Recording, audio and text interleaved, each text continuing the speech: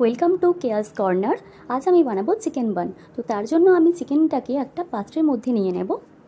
তাতে পরিমাণ মতো জল দিয়ে এলাচ লবঙ্গ দিয়ে বয়েল করে নিতে হবে। তারপর একটা পাত্রে আমি ডিম নেব, একটা নুন দেব পরিমাণ মতো, অল্প একটু চিনি দেব, ইস্ট দিয়ে দেব তাতে।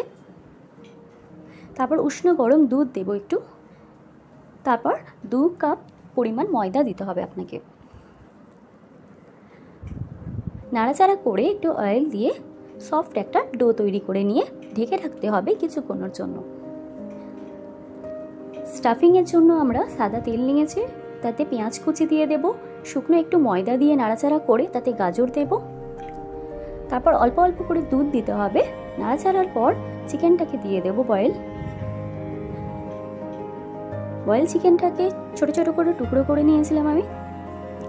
দিয়ে নেওয়ার পর তাতে বাকি মশলাগুলো দিয়ে দিতে হবে। Black pepper, red chilli powder দিয়ে দেব, নুন দিয়ে দেব, অরিগ্যানো, চিলি ফ্লেক্স, মেয়োনিজ দিয়ে নাড়াচাড়া করলে রেডি হয়ে যাবে স্টাফিং। এইদিকে ময়দাটাকে টুকরো টুকরো করে কেটে তাতে পুরটা ভরে দিতে হবে।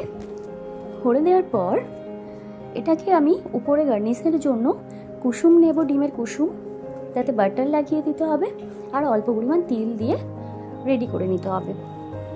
তারপর প্রিহিট করে রাখা 180 ডিগ্রি সেন্টিগ্রেডে মাইক্রোওয়েভের মধ্যে এটাকে ভরে দিলাম।